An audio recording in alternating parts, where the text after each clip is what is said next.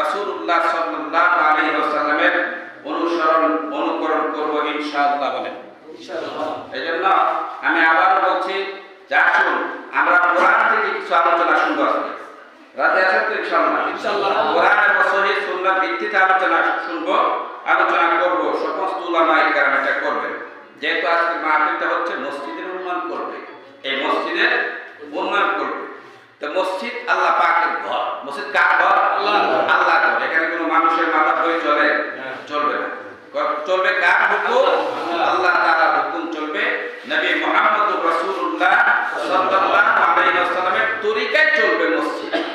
যেমন আমরা যখন মসজিদে প্রবেশ করি, মসজিদে প্রবেশ করার জন্য কিছু নিয়ম আছে। যেহেতু ঘরটা হচ্ছে আল্লাহ পাকের ঘরের জন্য কিভাবে আল্লাহর ঘরে প্রবেশ করতে হবে, কি নিয়ম মেনে চলতে হবে, এর একটা গাইডলাইন দিয়েছেন নবী মুহাম্মদুর রাসূলুল্লাহ সাল্লাল্লাহু আলাইহি ওয়াসাল্লাম। রাসূল দিয়েছেন ওযু না থাকলে ওযু করে আসতে হবে, তাই না? গোসলের প্রয়োজন পড়লে গোসল করে আসতে হবে। ডান পা দিয়ে বিসমিল্লাহ বলে আল্লাহুম্মা আফতাহ আলী আবওয়াবা রাহমাতিক বলে মসজিদে প্রবেশ করতে হবে। এটা হলো মসজিদের রুল, এটা হলো নিয়ম। আর আপনার আমার ঘরের মধ্যে যদি প্রবেশ করে যতবার ঘরে বের হয়ে প্রবেশ করে ওযু করার দরকার নাই, গোসলের দরকার নাই, আল্লাহুম্মা আফতাহ আলী বলার কোনো দরকার নাই, শুধু সালামে বিসমিল্লাহ যথেষ্ট, তাই না? কিন্তু আল্লাহর ঘর এই মসজিদের জন্য নীতিমালা নির্ধারণ করেছেন মুহাম্মদ সাল্লাল্লাহু আলাইহি ওয়াসাল্লাম। আল্লাহর এই ঘর আমরা তো মনে করি যে দেওনাই পূর্বপাড়া পুরাতন মসজিদ, এরকম। এটাই কি শেষ? পৃথিবীর প্রথম মসজিদ কোনটা জানেন? কোনটা বলেন তো আপনারা? কাবা। পৃথিবীর প্রথম মসজিদ বাইতুল্লাহ, কাবা। আল্লাহ কোরআনে বলছে সূরা আলে ইমরান, ইন্না আউওয়ালা বাইতিন ওযিআ লিন-নাস লাল্লাযী বিবাক্কাতা মুবারাকান ওয়া হুদাল লিল আলামিন ফীহি আয়াতুন বায়্যিনাতুন মাকামু ইব্রাহিম। সুবহানাল্লাহ। নিশ্চয়ই এই সেই ঘর যেটা মক্কায় অবস্থিত। মক্কার অনেকগুলো নাম আছে। মক্কার নাম হচ্ছে বাক্কা, মক্কার নাম হচ্ছে মক্কা, বালাদুল আমিন, এরকম অনেকগুলো নাম মক্কা রয়েছে। সুবহানাল্লাহ। যেমন যারা হজ করতে বা উমরা করতে গেছেন, মদিনার থেকে মক্কা থেকে যে মদিনায় বাস যায়, গাড়ি, আবার মদিনার থেকে মক্কায় যে গাড়িগুলো যাতায়াত করে আসা যাওয়া করে, মদিনায় বাস স্ট্যান্ডে ওই গাড়ির যারা হেল্পার আছে, যেমন আপনাদের কালামপুরে, ঢুলিপিঠাতে, ঢাকা এরকম বলে না, বিভিন্ন জায়গায় নাম বলে হেল্পার। তো ওইখানে মদিনাতে ওই হেল্পাররা বলতেছে আল্লাহ হাকি বাক্কা বাক্কা সিতুরিয়াল বাক্কা বাক্কা, মক্কা বলে না, সমানে বলতেছে বাক্কা বাক্কা বাক্কা। ঠিক আছে? সিতুরিয়াল 60 টাকা, মানে মক্কা থেকে মদিনার থেকে মক্কার ভাড়া হচ্ছে 60 টাকা, 60 রিয়াল। ঠিক আছে? ওরা এরকম সমানে বলতেছে। তা আল্লাহ সেই কথাটা হচ্ছে ইন্না আউওয়ালা বাইতি উযিআ লিন-নাসি লাল্লাযী বিবাক্কা। সুবহানাল্লাহ। এইজন্য পৃথিবীর প্রথম ঘর হচ্ছে কাবা, মক্কা যেটা অবস্থিত, মসজিদে হারাম, আল্লাহ তাআলার ঘর। বুখারীর বর্ণনা, সহিহ মুসলিমের বর্ণনা, রাসূলুল্লাহ সাল্লাল্লাহু আলাইহি ওয়াসাল্লামকে বলা হয়েছিল ইয়া রাসূলুল্লাহ, পৃথিবীর প্রথম ঘর কোনটা? বলছে এই কাবা।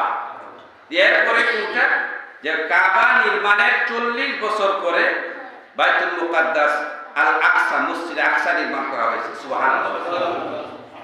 আমরা সবাই জানি কাবা নির্মাণ করেছেন মানে পুনঃসংস্করণ করেছেন ইব্রাহিম আলাইহিস সালাম, ইসমাঈল আলাইহিস সালাম, নবীদেরকে দিয়ে রব্বুল আলামিন কাবা নির্মাণ করিয়েছেন। সুলাইমান আলাইহিস সালামকে দিয়ে আল্লাহ তাআলা বাইতুল মুকাদ্দাস নির্মাণ করিয়েছেন। মসজিদে কুবা নবী মুহাম্মদ সাল্লাল্লাহু আলাইহি ওয়াসাল্লাম মক্কা থেকে মদিনায় হিজরত করে আসার পরে মসজিদে কুবা প্রথম নির্মাণ করেছেন। সহিহ বুখারীর হাদিস, মসজিদে কুবায় যে ব্যক্তি 2 রাকাত সালাত আদায় করবে রব্বুল আলামিন ওই ব্যক্তির জন্য একটা উমরার সমান সওয়াব দান করে দিবে। মসজিদে কুবা মদিনার থেকে 4-5 কিমি দূরে। এটা পৃথিবীর মসজিদে হারাম এবং মসজিদে আকসার পরে পৃথিবীর প্রথম মসজিদ, মসজিদে কুবা। এরপরে রাসূল সাল্লাল্লাহু আলাইহি ওয়াসাল্লাম নিজের হাতে হাতে মসজিদে নববীর ভিত্তি স্থাপন করলেন, নিজের হাতে মসজিদ নববী নির্মাণ করলেন সাহাবীদেরকে নিয়ে। মসজিদে নববী, মূল যে মসজিদে নববী যেখানে রাউজাতুল মিন রিয়াদিল জান্নাহ অংশটা আছে, ওই জায়গাটা হচ্ছে দুইজন এতিম বালকের সাহাল আর সুহাইল। সুবহানাল্লাহ বলেন। আল্লাহ নবী জায়গাটা পছন্দ করলেন, বললেন এই জায়গাটা আমার খুব সুন্দর মনে হয়, পছন্দ মদিনার মাঝখানে। তখন তার মদিনার শহর এত বড় ছিল না, এখানে মসজিদ নির্মাণ করা দরকার। আল্লাহ রাসূল যে জায়গাটা পছন্দ করেছেন ওই জায়গাতে দুইটা এতিম বাচ্চা সাহাল আর সুহাইল রাদিয়াল্লাহু তাআলা আনহুমা, আল্লাহ নবী ঘোষণা শোনার পরে সাহাল আর সুহাইল বলতেছে, ইয়া রাসূলুল্লাহ, আপনি আল্লাহর ঘর মসজিদ নির্মাণ করবেন, আল্লাহর ঘর মসজিদের নির্মাণের জন্য আমাদের এই জায়গাটুকু ওয়াকফ করে দিলাম। কিয়ামত পর্যন্ত সাহাল আর সুহাইল পৃথিবীর যত মানুষ মদিনায় গিয়ে সালাত আদায় করবে সমস্ত সালাতের সমপরিমাণ সওয়াব পাবে কে? ওই দুই সাহাবী। সুবহানাল্লাহ। আমার আগে বক্তা যিনি ওয়াজ করে গেছেন একটা কথা বলেছেন শেষ অংশে, আমার খেয়াল আছে, আপনাদের খেয়াল আছে কিনা? মাইয়াশফা শাফাআতান হাসানাতান ইয়াকুল লাহু নাসিবুম মিনহা ওয়া মাইয়াশফা শাফাআতান সাইয়্যাতান ইয়াকুল লাহু কিফলুম মিনহা। অর্থটা বলে গেছেন, একটা বলেন নাই, সুন্দর করে অর্থটা অল্প কথায় বলে গেছেন। যে ব্যক্তি এই পৃথিবীর বুকে ভালো কোনো কাজের জন্য সুপারিশ করলো, ভালো কাজের উদ্বোধন করলো, ভালো কাজ শুরু করলো, ওই ভালো কাজটা যত মানুষ করবে, যতদিন করতে থাকবে, সমস্ত মানুষের সমপরিমাণ সওয়াব যিনি প্রথম শুরু করেছিলেন তিনি পেয়ে যাবেন।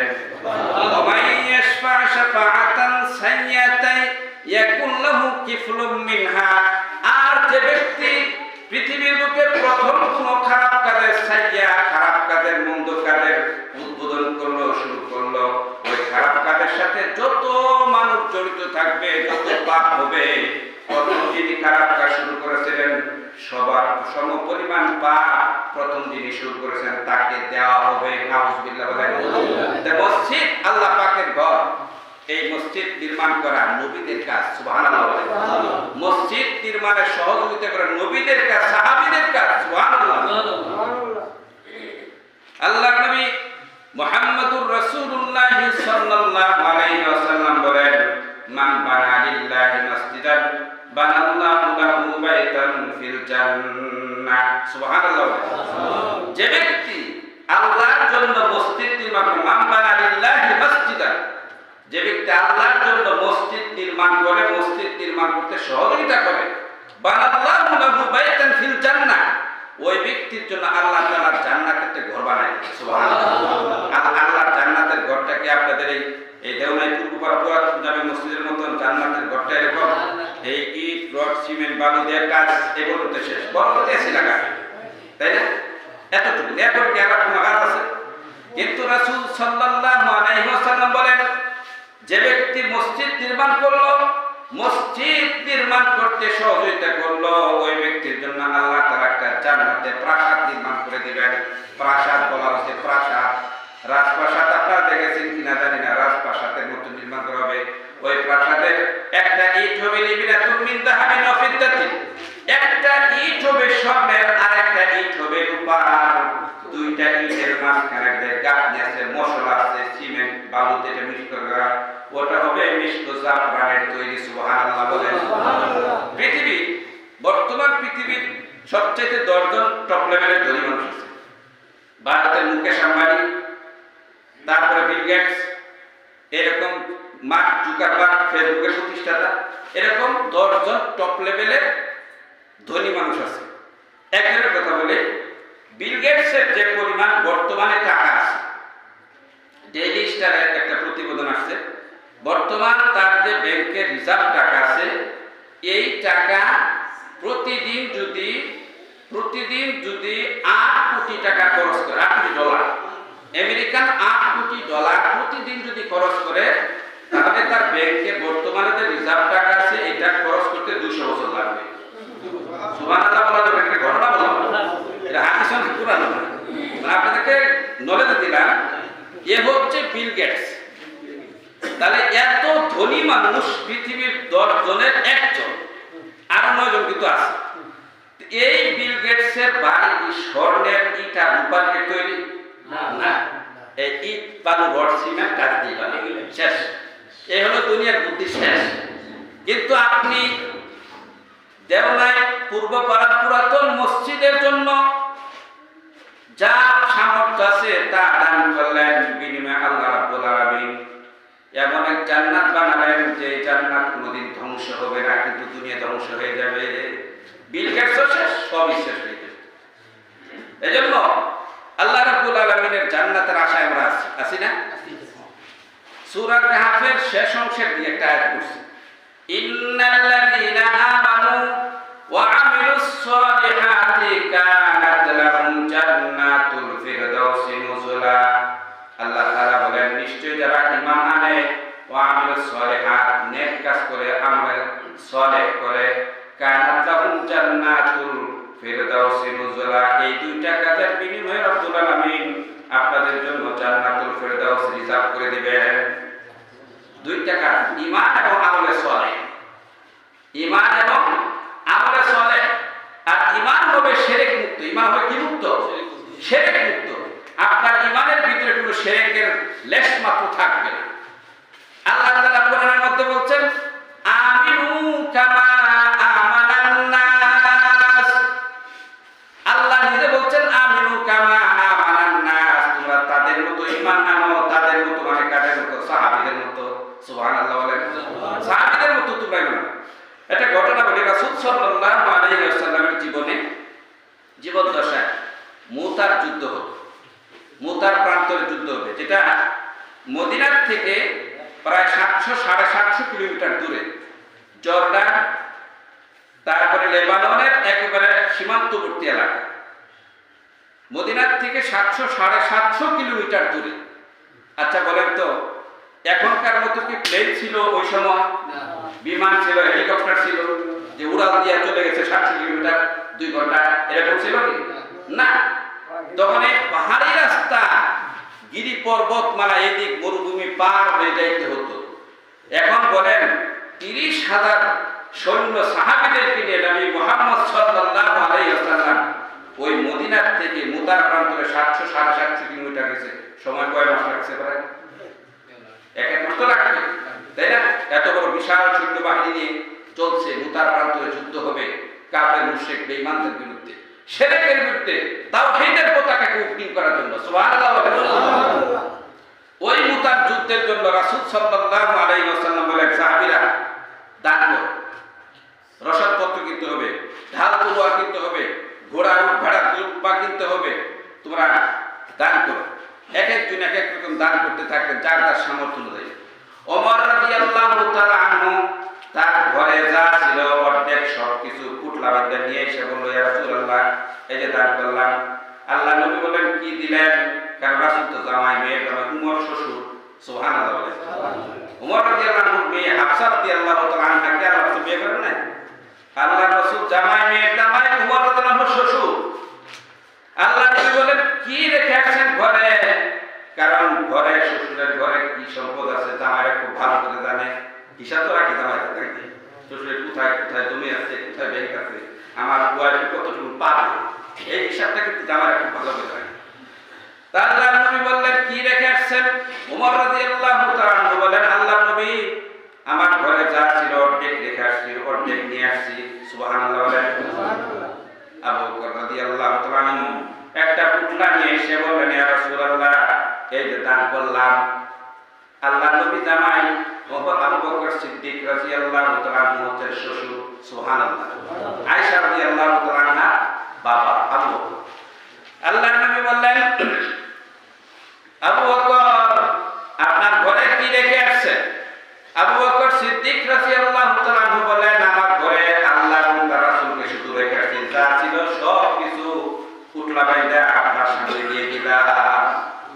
এইজন্য পৃথিবীর ইতিহাসে এরকম আর কেউ হতে পারবে না, কেউ হতে পারবে না।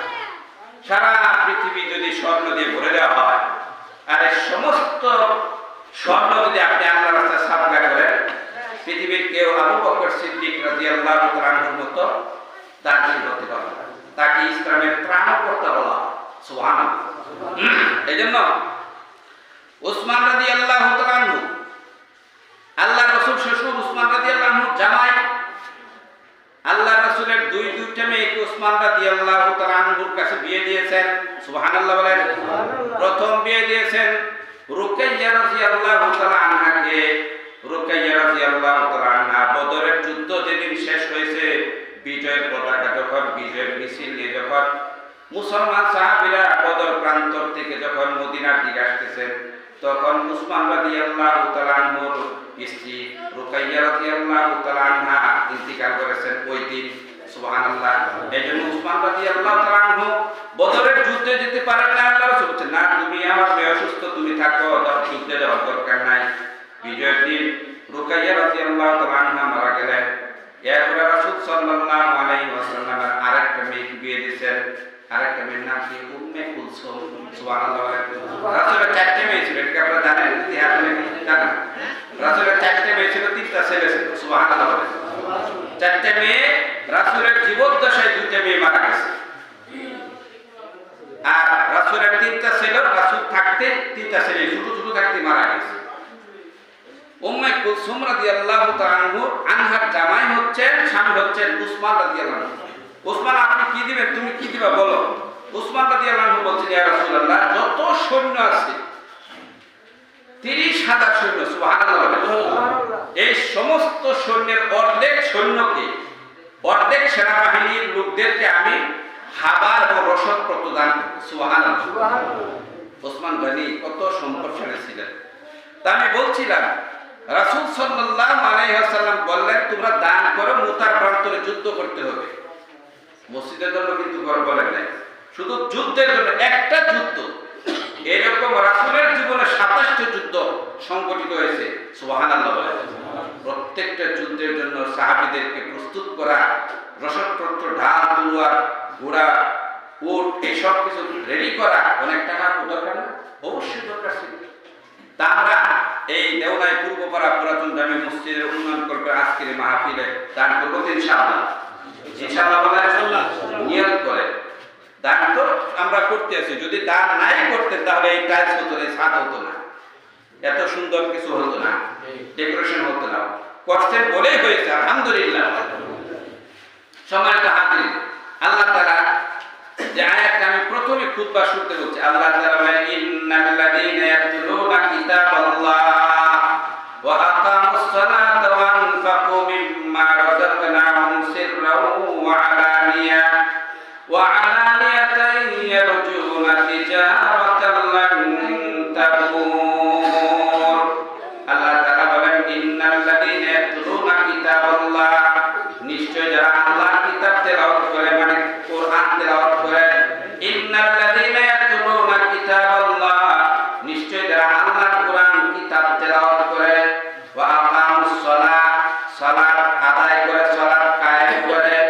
ওয়া আনফাকু মিম্মা রাযাকনাহুম, আল্লাহ তাদেরকে যে রিজিক দিয়েছেন, সম্পদ দিয়েছেন, ওই সম্পদ থেকে যারা আল্লাহর রাস্তায় খরচ করে। মিম্মা রাযাকনাহুম সিররাও ওয়া আলানিয়া, গোপনে এবং প্রকাশ্যে। সুবহানাল্লাহ। গোপনে এবং প্রকাশ্যে যারা দান করে আল্লাহর দেওয়া সম্পদ থেকে, তিজারাতান লান তাবুর, আল্লাহ বলেন এই ব্যক্তিরা এমন এক ব্যবসা করলো যে ব্যবসার মধ্যে কোনো লস নাই, শুধু লাভ আর লাভ, শুধু লাভ আর লাভ। তিজারাতান লান তাবুর, এই ব্যবসায় কোনো লস নেই। কাজ কয়টা? চারটি। আল্লাহর কিতাব তেলাওয়াত করা, সালাত আদায় করা, আল্লাহ তার রিজিক দিয়েছেন, সেই রিজিক থেকে আল্লাহর রাস্তায় খরচ করা, গোপনে প্রকাশ্যে। সুবহানাল্লাহ। এই চারটি কথা আল্লাহ তাআলা এই আয়াতের মধ্যে বলে দিলেন। আল্লাহ তাআলা বলেন, ইন্নাল্লাযীনা ইয়াতলুনা কিতাবাল্লাহ, আল্লাহর কিতাব যারা তেলাওয়াত করে। অত্যন্ত দুঃখ এবং পরিতাপের বিষয়, আমরা আল্লাহর কিতাব থেকে দূরে সরে আসি।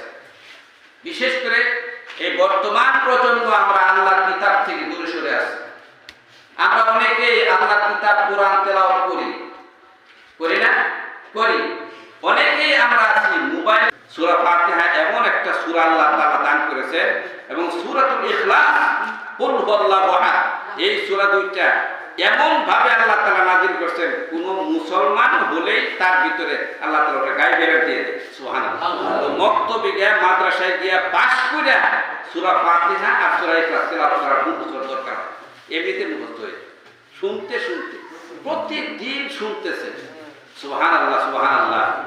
ভাই আমার, এমনকি কোনদিন শুনেছেন ইমাম সাহেব প্রত্যেক রাকাতের শুরুতেই সূরা ফাতিহা তেলাওয়াত করে, সূরা ফাতিহা পড়তে পড়তে ইমাম সাহেবের এখন অতিরিক্ত লেগে গেছে, এখন আর ভালো লাগে না। মুসল্লি বলে, হুজুর এটা দিয়ে খালি নামাজ শুরু করেন, সালাত শুরু করেন, এটা বাদ দিয়ে শুরু করেন। এমন কি হয়েছে কোনোদিন? সুবহানাল্লাহ। আরেকটা দেখেন, আপনি যে কোনো সূরার একটা অংশ বিশেষ তেলাওয়াত করলে কিন্তু আপনার সালাত হয়ে যাবে। তো সূরা ফাতিহার অংশ বিশেষ তেলাওয়াত করলে সালাত হচ্ছে না, পুরাটাই পড়তে হয়। সুবহানাল্লাহ সুবহানাল্লাহ। এজন্য কোরআনের সূরা ফাতিহাকে বলেছে উম্মুল কোরআন, কোরআনের মা। সুবহানাল্লাহ। উম্মুল কিতাব, কিতাবের মা বলা হয়েছে সূরা ফাতিহাকে। সম্মানিত হাজিরিন, আমরা নিজেরা কোরআন তেলাওয়াত করি না, আমাদের সন্তান যারা আছে তাদেরকে কোরআন তেলাওয়াত করতে আমরা উৎসাহী নই। এটা কিন্তু সত্য কথা।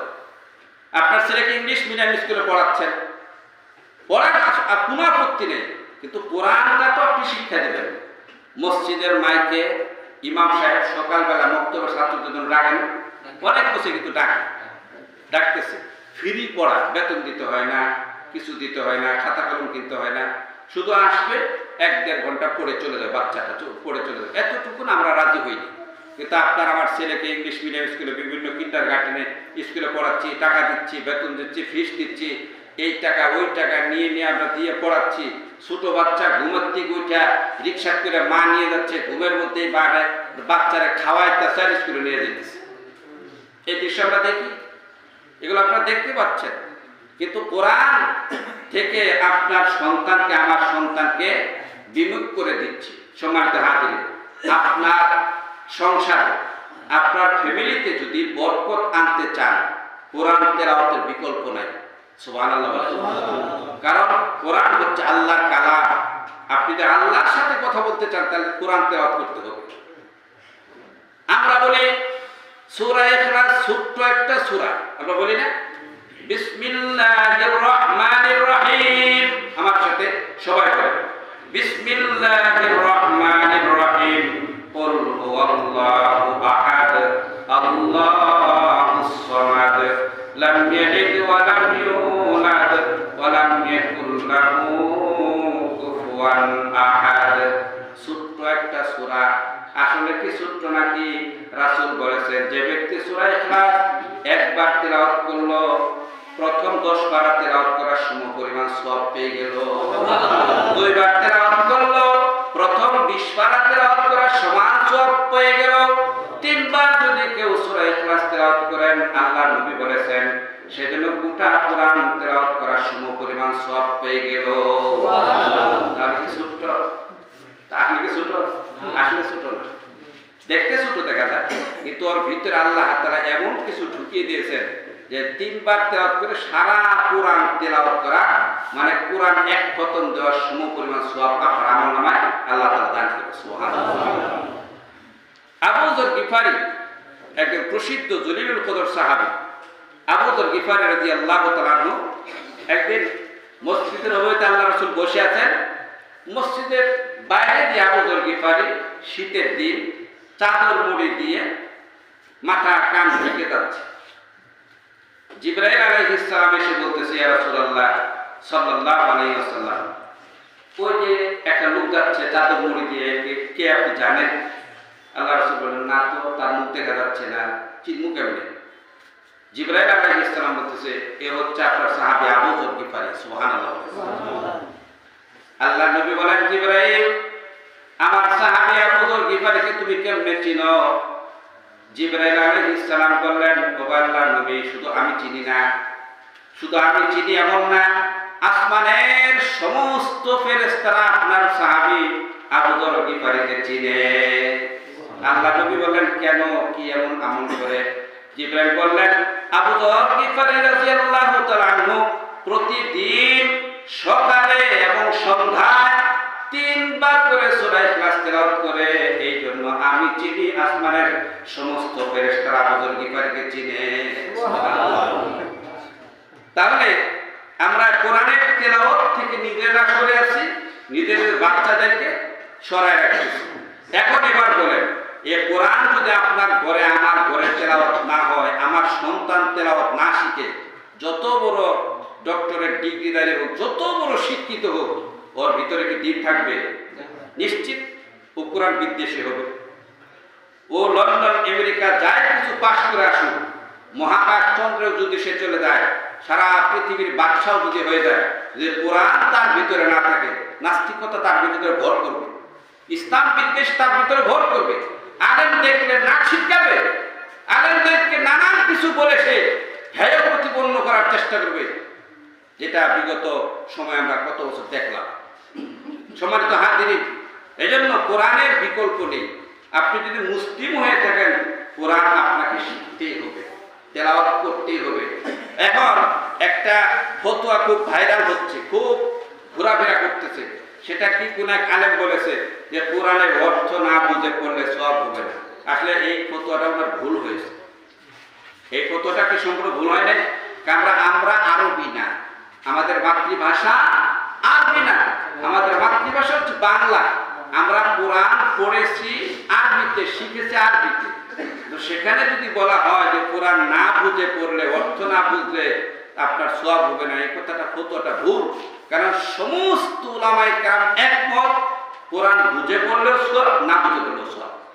কোরআন থেকে তিলাওয়াত করলেই সওয়াব। আল্লাহ রাসূল সাল্লাল্লাহু আলাইহি ওয়াসাল্লাম বলেন, আলিফ লাম মিম, আলিফ একটা হরফ, লাম একটা হরফ, মিম একটা হরফ, প্রত্যেকটা হরফের বিনিময়ে 10 টাকা করে নেকি আল্লাহ তাআলা রাখবে। সুবহানাল্লাহ।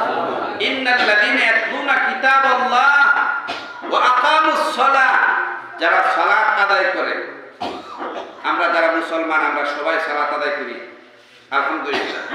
যারা সালাত আদায় করেন না, আজকের এই মাহফিল থেকে, এখান থেকে আপনি সিদ্ধান্ত নিয়ে উঠবেন, আপনার জীবনে মনে করেন আপনি সালাত আদায়ের, নিয়মিত সালাত আদায় অভ্যস্ত না, আজকে এখান থেকে সংকল্প করে, প্রতিজ্ঞা করে, আল্লাহর সাথে ওয়াদা করে উঠবেন যে আল্লাহ, আমার অতীত জীবন যা চলে গেছে চলে গেছে, 5 আমি আর বাকি জিন্দেগিতে যতদিন থাকবো, আমার জ্ঞান থাকা পর্যন্ত আমি সালাত আর বাদ দিব না, ইনশাআল্লাহ। এই নিয়ত, এরকম একটা হিম্মত করে, একটা নিয়ত করে দেখেন, আল্লাহ তাআলা আপনাকে তৌফিক দান করবে। কারণ সালাত, 5 ওয়াক্ত সালাত শুধু সালাত না, এটা আপনার গোটা 24 ঘন্টার একটা রুটিন, একটা ডিসিপ্লিন চলে আসবে আপনার জীবনে। ফজরে, যারা ফজরের সালাত আদায় করে, তারা ফজরের আযান দিলে উঠে পড়ে, এরপরে ফজর থেকে কাজ শুরু হয়ে যায়। যে স্টুডেন্ট ফজরের সালাত আদায় করে, ফজরের সালাতের পরেই তার লেখাপড়া শুরু হয়ে যায়। আর যে স্টুডেন্ট সকাল 8টা-9টা পর্যন্ত ঘুমায়, আচ্ছা বলেন, ওর লেখাপড়া আর যে ফজরে উঠে এরপরে লেখাপড়া, তার দুধের লেখাপড়ার ব্যবধান আছে? অবশ্যই ব্যবধান আছে, এবং বরকত থাকবে। কারণ রাসূল সাল্লাল্লাহু আলাইহি ওয়াসাল্লাম বলেছেন, যে ব্যক্তি ফজরের সালাত আদায় করলো, সে আল্লাহর জিম্মায় চলে গেল। সুবহানাল্লাহ। মানে সমস্ত দায়-দায়িত্ব আপনার আমার নিয়েছেন কে? আল্লাহ নিয়ে নিয়েছেন। ফজরের সালাত আদায় করেছে। আল্লাহ নবী বলেন, যে ব্যক্তি ফজরের 2 রাকাত সুন্নাত সালাত আদায় করলো, খায়রুম মিনাদ দুনিয়া ওয়া মা ফিহা।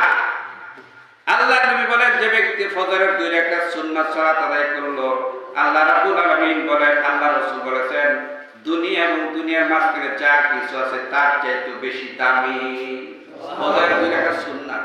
সুবহানাল্লাহ। আরেকটা হাদিস বলে যে আল্লাহ রাসূল সাল্লাল্লাহু আলাইহি ওয়াসাল্লাম বলেন, যে ব্যক্তি দিনে রাতে 5 ওয়াক্ত সালাতের আগে পরে 12 রাকাত সুন্নাত আছে, ফজরের 2, যোহরের আগে 4, তারপরে 2, মাগরিবের পরে 2, ইশার পরে বেতের আগে 2, এই হলো 12 রাকাত সুন্নাত সালাত।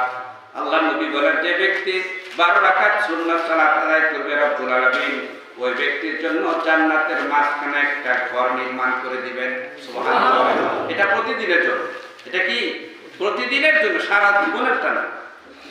যে ব্যক্তি 5 ওয়াক্ত সালাতের আগে পরে 12 রাকাত সুন্নাত সালাত আদায় করবে, তার জন্য আল্লাহ তাআলা জান্নাতে একটা মাঝখানে একটা ঘর বানাবেন। ওই জান্নাতের ঘরের বর্ণনা আল্লাহ রাসূল দিয়েছেন, ইউরা যাহিরুহা মিন বাতিনিহা ওয়া বাতিনুহা মিন যাহিরিহা।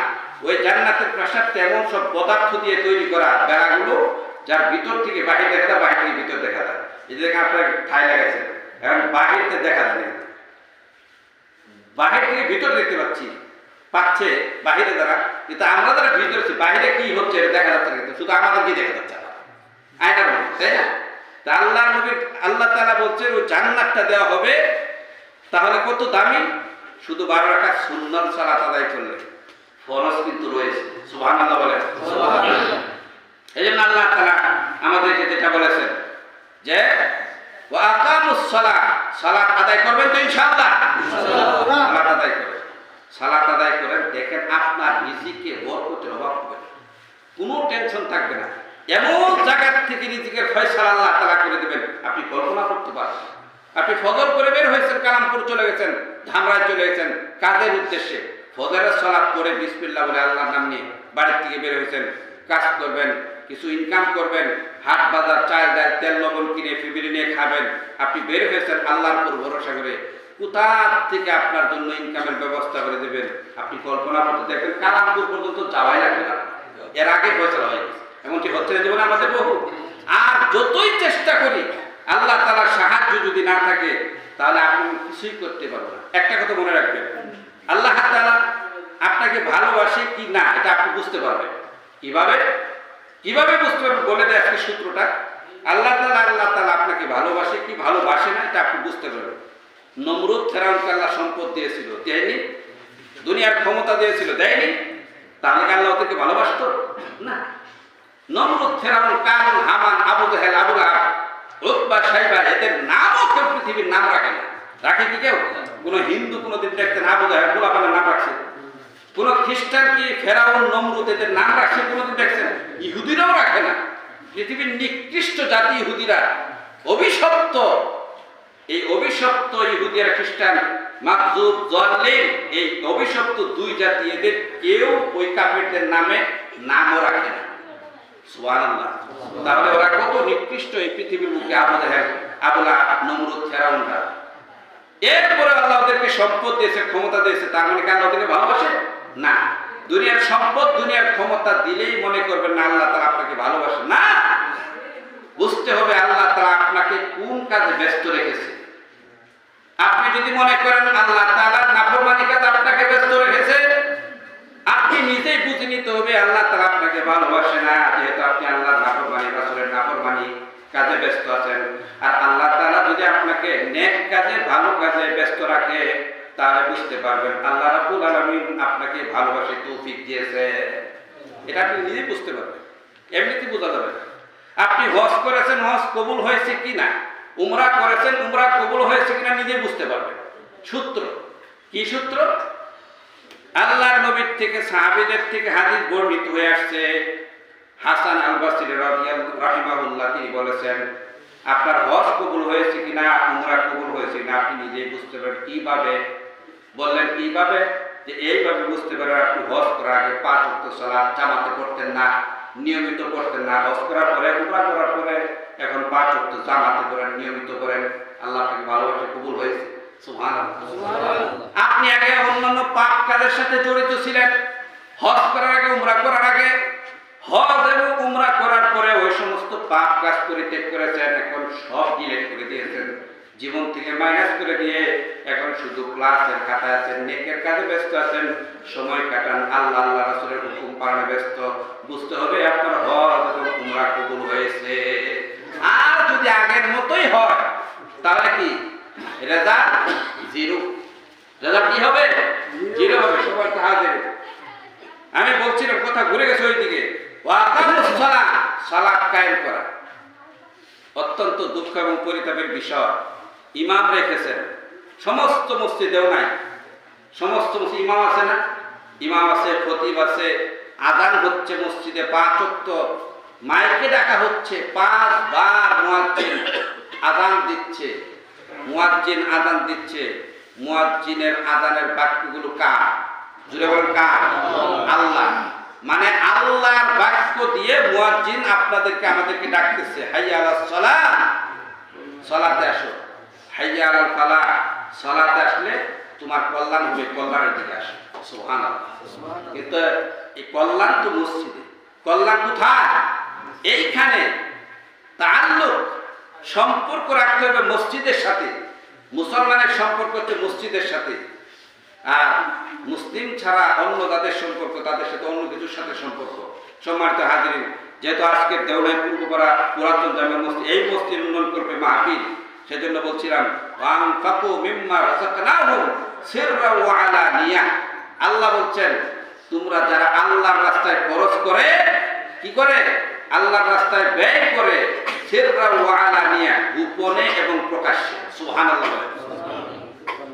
কোরআনের মধ্যে আল্লাহ তাআলা একটা আয়াত নাযিল করেছেন, মাতালুল লাযীনা ইউনফিকুনা ফি সাবিলিল্লাহি কামাতালি হাববাতিন আমবাতাত সাবআ সানাবিলা ফি কুল্লি সুমবুলাতিন মিআতু হাব্বা। সুবহানাল্লাহ। আল্লাহ তাআলা বলেন মাতালুল লাযীনা ইউনফিকুনা ফি সাবিলিল্লাহ, আল্লাহর রাস্তায় খরচ করার উদাহরণ আল্লাহ নিজে দিয়েছেন। কামাতালি হাববাতিন মিন খারদালিন, কামাতালি হাববাতিন মিন মিআতিন। আল্লাহ বলছেন তুমি একটা শস্য দানা রোপণ করলে, একটা শস্য দানা রোপণ করলে সেখান থেকে একটা চারা বের হলো, ওই একটা চারার থেকে 7টা ডাল বের হলো, 7টা ডালের মধ্যে 7টা দানার শীষ হলো, দানের শীষ, গমের শীষ বলতে পারেন। প্রত্যেকটা শীষের মধ্যে মিয়াতু হাব্বা 100 করে দানা হলো, তাহলে কয়শো হলো? 7টার মধ্যে 100 করে কয়শো হলো? 700। আল্লাহ বলেন তুমি দান করলা 1 টাকা, নেকি পালা 700 টাকার সমপরিমাণ সওয়াব। আল্লাহ বলেন আল্লাহু আল্লাহু, আল্লাহ এরপর বলতেছেন আল্লাহু ইউদাইফু লিমান ইয়াশা, আল্লাহ তাআলা ইচ্ছা করলে আরো বাড়ায় দিতে পারেন। সুবহানাল্লাহ বলেন। আল্লাহ ইচ্ছা করলে আরো বাড়ায় দিতে পারেন। তিজারাতান লান তাবুর, যারা দিনে রাতে গোপনে প্রকাশ্যে দান করে, আল্লাহ রাব্বুল আলামিন বলেন তারা এমন এক ব্যবসার সাথে জড়িয়ে গেছে, এমন এক ব্যবসা করছে যে ব্যবসার মধ্যে কোনো লস নাই, শুধু লাভ আল্লাহ। সুবহানাল্লাহ। সম্মানিত হাজির, রাসূল সাল্লাল্লাহু আলাইহি ওয়াসাল্লাম বলেন ইয়াকুলু ইবনে আদম মালি মালি, আদম সন্তান বলে এটা আমার মাল, আমার মাল, আমার মাল, আমার গাড়ি, আমার বাড়ি, আমার ব্যাংক ব্যালেন্স সব টাকা পয়সা আমার। আদম সন্তান শুধু বলে এটা আমার মাল, কিন্তু আল্লাহ রাসূল বলেন যে যা সে খেয়ে হজম করেছে ওটা তার। আপনি এখন রাতের বেলা যা খেয়ে ফেলেছেন, এটা যদি আপনি বমি করেও বের করে দেন, কেউ খেতে পারবে? কোনো মানুষ খাবে? কেউ খাবে? এটা আপনার, হজম করে ফেলেছেন। আর যে কাপড় পরিধান করে আপনি পুরাতন করে ফেলেছেন, এটা আপনার। আর যা আপনি দান করেছেন এটা আপনার। আর সব কার?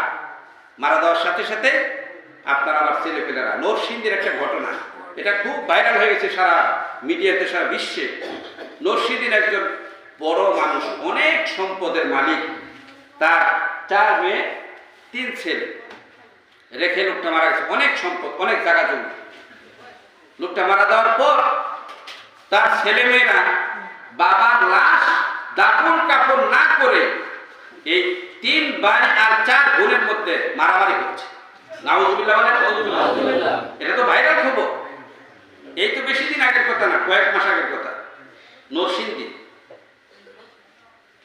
3 ভাই আর 4 বোনে মারামারি হচ্ছে, গন্ডগোল হচ্ছে। এলাকাবাসী বলতে তোমার বাপের লাশ আগে দাফন কাফন করো, তারপরে জমা তুমি তোমরা ভাগ বাটোয়ারা করো। না, আগে আমার ভাগ চাই। ও বলছে আগে আমার ভাগ চাই। আমাকে দিল না কেন? তাকে ওই ক্ষেত দিল কেন? ওই জমি তাকে দিল কেন? এটা আগে সমাধান করেন।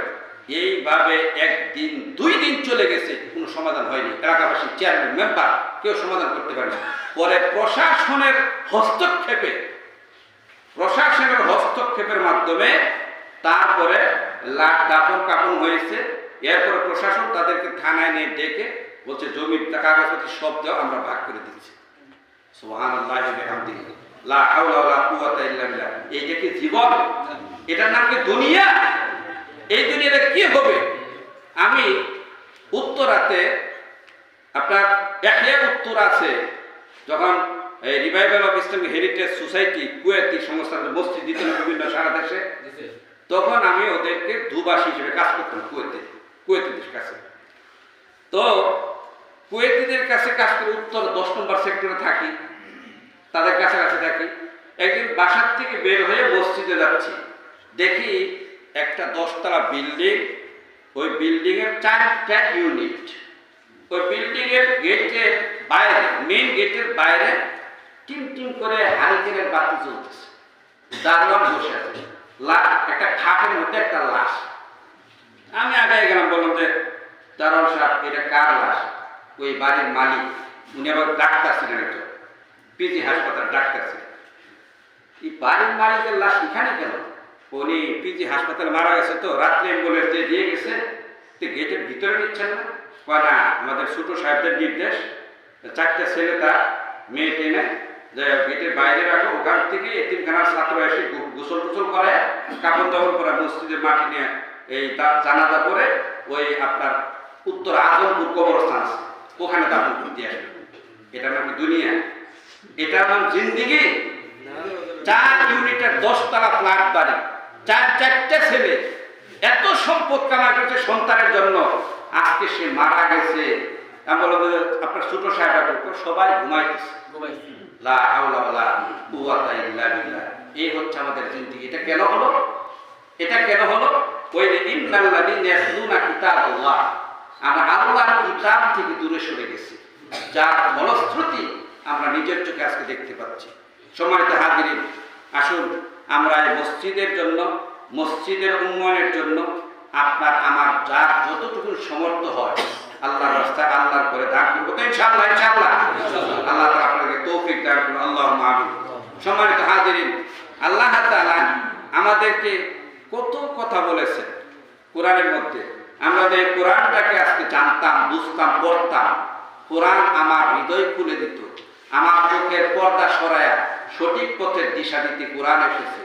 কোরআন আল্লাহ তাআলা বলেন বিসমিল্লাহির রহমানির রহিম, তাহা মা আনজালনা আলাইকাল কুরআনা লিতাশকা। আল্লাহ তাআলা বলেন মা আনজালনা আলাইকাল কুরআনা লিতাশকা, এই জন্য কোরআন দেই না আপনাকে যে আপনি কোরআন দিয়ে গরিবের হালতে চলবেন।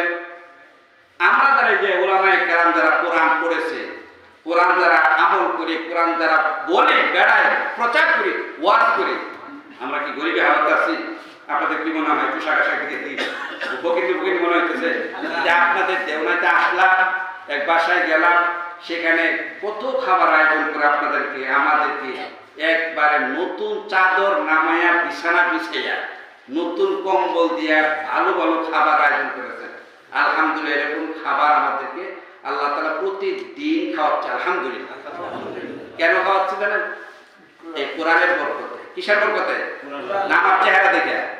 আমার মতো জাহিদ কত মানুষ কতভাবে কাজ করে কষ্ট করে দিনাতিপাত করতেছে, সংসার চালাচ্ছে। আল্লাহ তাআলা আমাদেরকে কোরআনের কাছাকাছি থাকার জন্য আরেকটা উদাহরণ দেই। সম্মানিত হাজিরিন, আমরা রেহাল বানাই, রেহালের কোরআন লিখে তেলাওয়াত করি। এই রেহালের মধ্যে যদি একটু পায়ের ছোঁয়া লাগে, আপনারা কেঁপে ওঠে না? কেন? এই রেহালটা কোরআনের সংস্পর্শে এসেছে। আমরা এই কোরআনকে একটা গিলাফ দিয়ে, কাপড়ের টুকরা দিয়ে গিলাফ করি, কাপড়ের টুকরা দিয়ে পেঁচায় রাখি না যাতে ময়লা না পড়ে, ধুলাবালু না পড়ে। ওই কাপড়ের টুকরার মধ্যে যদি পায়ের ছোঁয়া লাগে, আত্মা কেঁপে ওঠে না? অন্তর কেঁপে ওঠে।